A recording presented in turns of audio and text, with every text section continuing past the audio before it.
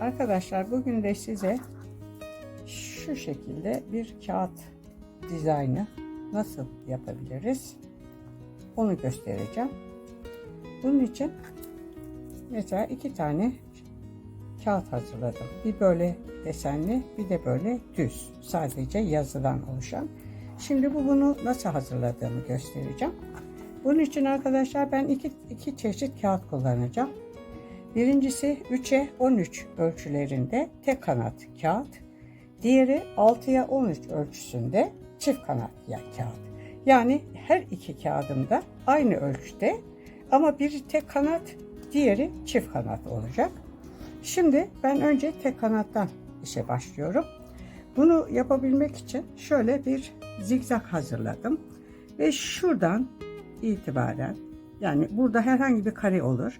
Şöyle bir kareyi seçeceğim ve boyuyorum arkadaşlar bu kısmını. Bu şekilde belirtmek için. Şu şekilde boyayalım. Bakın. Şimdi şurası boyandı, gördünüz mü? Şu kısım. Yani bu kısımlarda desen olacak. Hemen kağıdımı çıkartıyorum. Bakın. Yer belli. Bu tek kanat arkadaşlar. Şöyle gördüğünüz gibi tek kanat kağıt. Şu kısım, şu gördüğünüz kısım dışarıda kalacak olan bölüm. Arkadaşlar bu tek kanat olduğu için bunda şu kenar kısımlarında şöyle 2'şer milim yer bırakacağız. Kağıdımız boşta kalmasın diye kenar kısımlarından 2 milimlik bir mesafeyi şöyle alıyorum içeriye doğru. Yaklaşık 2 milim. Eşit olsun, mümkün olduğu kadar. Ben tam gözüm net görmediği için ayarlayamıyorum ama göz kararı yapıyorum. Bu şekilde. Şöyle karaladığım yerden 2'şer milim içeride keseceğim. Şu şekilde. Bakın gördüğünüz gibi şimdi şunu şöyle katladığım zaman bakın şöyle katlanıyor ya bu. Şöyle katlandığı için şu kısmını birazcık daha şöyle alabiliriz.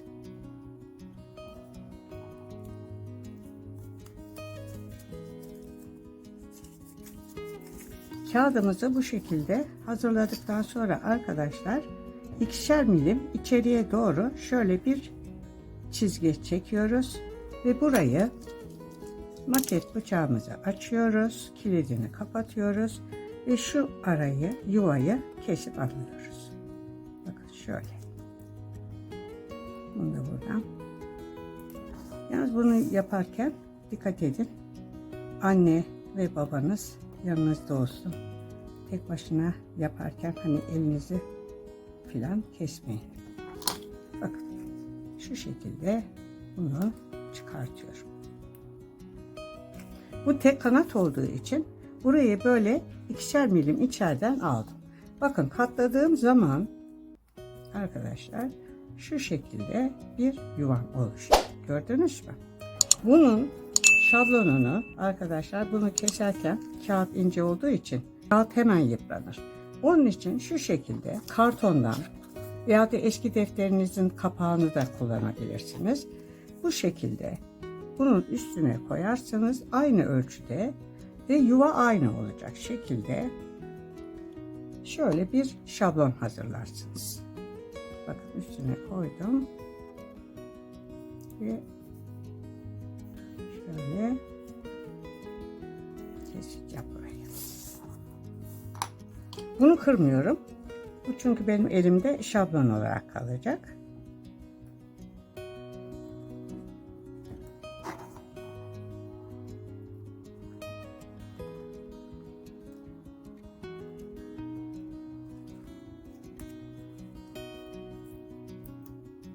Gördünüz mü arkadaşlar? Tek kanadın şablonunu ben bu şekilde hazırlamış oldum. Şöyle. Şimdi buna uygun bir desen keseceğiz. Bunun için elimde şöyle bir İgdaş'ın faturası var. Şunları zaten İgdaş'tan çıkartmıştım. İgdaş faturasından. Keserken bu İgdaş'ın faturasını kullanacağım. Bunu şu elimdeki tek kanat kağıdı şu şekilde İgdaş'ın faturasına yerleştiriyorum ve kenarlarını belirliyorum. Bu şekilde belirledim kenarını. Yalnız arkadaşlar bu faturaları kullanmayın. Ben kullandım ama pişman oldum. Çünkü sağlam değiller. Eğer yaparsanız bunlardan çift kanat kağıt yapın. Tek kanatta hiç dayanıklı değil. Ama mümkün olduğu kadar bu faturaları kullanmayın. Gerçekten kağıtları son derece kalitesiz, anında insanın elinde kalan kağıtlar. O kadar emek vereceksiniz. Verdiğiniz emeğe yaptığınız iş en azından değsin. Onun için bu faturaları kullanacağınıza arkadaşlar marketlerin katalogları var. Onları kullanın. Onlar hem çok sağlam hem rengarenk, çok renkli kataloglar. Kağıdımı kestim. Katladığım zaman göreceksiniz. Önce ikiye katlıyorum. Tek kanat olduğu için. Sonra bu şöyle ince uzun şeritim oldu. Şöyle tekrar ikiye katlıyorum. Şurayı düzeltelim. Sonra tekrar ortadan ikiye katlıyorum. Diğer yarıyı da katlıyorum. Ve bakın. Gördünüz mü arkadaşlar? Şimdi bunu kestikten sonra mutlaka bantlıyorsunuz. Bantlamadan bu işe girişmeyin. Bir de dediğim gibi bu faturalar çok zayıf. Yani hemen elinizde kalıyor. O kadar verdiğiniz emeğe değmiyor. Hani bunlarla uğraşacağınıza marketlerin aylık kataloglarını alın. Onlar kuşe kağıda basılıyor. Laminasyonu hayli güçlü. Çok güzel kağıtlar. O kataloglardan güzel ürünler çıkarabilirsiniz. Kağıtlarınızı bu şablonla kesin. Yani şu kağıtlarla, çünkü çok o kadar emek vereceksiniz, değmez arkadaşlar. Kağıdınız hemen yıpranır. Şimdi arkadaşlar çift kanat yapmaya başlıyorum. Çift kanat gördüğünüz gibi şu tek kanadından bayağı kalın oluyor. Tek kanat mesela aşağı yukarı 2 milim gelirken çift kanat 4 milim falandır kalınlığı. Şimdi açacağım yuvayı şu şekilde belirliyorum. Burada dediğim gibi şu karelerden herhangi biri olabilir. Şimdi ben yakından şunu belirliyorum. Şu kısmı. Şöyle belirleyeceğiz yeri. Yuva açacağız çünkü burada. Ve resimlerin buradan çıkmasını isteyeceğim. Burada çeşitli şeyler, çiçekler olur arkadaşlar, böcekler olur. Açıyorum bunu. Bakın çift kanatlı olunca dediğim gibi bayağı zor olur bunlar. Kalın olur. Şimdi açıyorum arasını. Bakın. Şöyle açtığım zaman çift kanat bu. Görüyor musunuz? Bunda arkadaşlar hiç bu kenarlarında bir şey bırakmanıza gerek yok. Çünkü şunlar kenarları tutar. Şu kenar kısımları. Şimdi bunu bu çizdiğim yerlerden itibaren kesip çıkaracağım. Şöyle.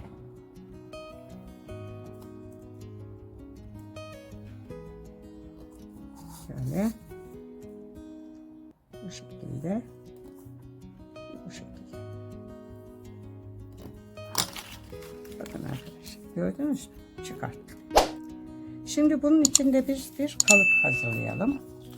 Şöyle kartonumu kestim ve bunu böyle bunun üstüne oturttum arkadaşlar. ve şu arayı çiziyorum. Belirliyoruz. Bu kalıbı yapın çünkü şu kağıt ince olduğu için her seferinde bu yırtılır, ortada kalırsınız. Bakın, yeri belirledim ve bu yuvayı açıyorum.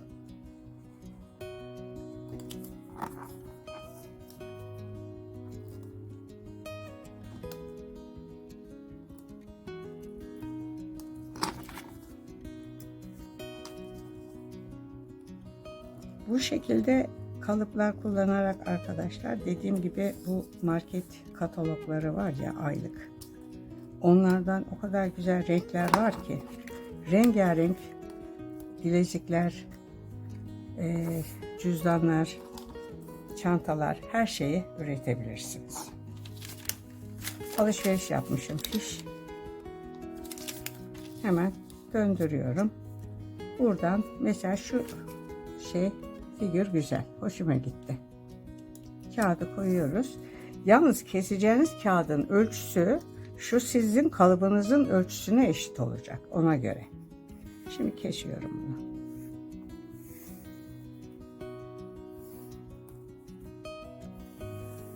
Şöyle. Ve kesiyorum.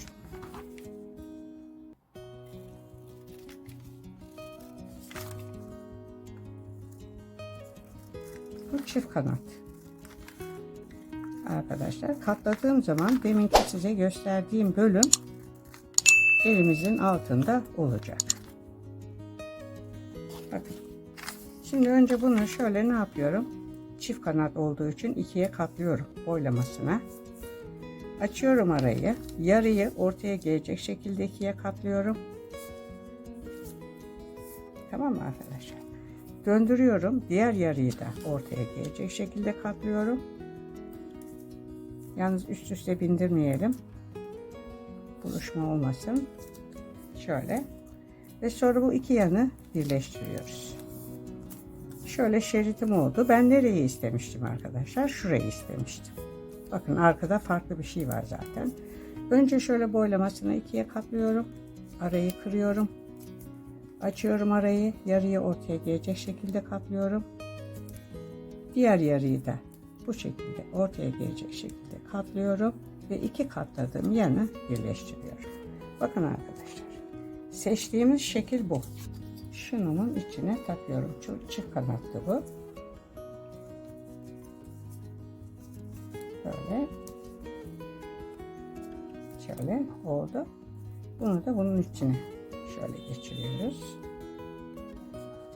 Çift kanatlar arkadaşlar her zaman hem daha kalın olur, hem sağlam olur. Ama dediğim gibi yapması zor. Yani güç ister. Şöyle. Bakın. Şu şekilde arkadaşlar. Görüyor musunuz? Çift kanat olduğu zaman da bu şekilde yapacaksınız. Evet arkadaşlar, çift kanat kağıt ve tek kanat kağıt için resimli şerit düzenlemesi nasıl yapılır? Onu göstermeye çalıştım. Videom burada sona erdi. Videomu beğenmeyi, kanalıma abone olmayı unutmazsanız mutlu olurum.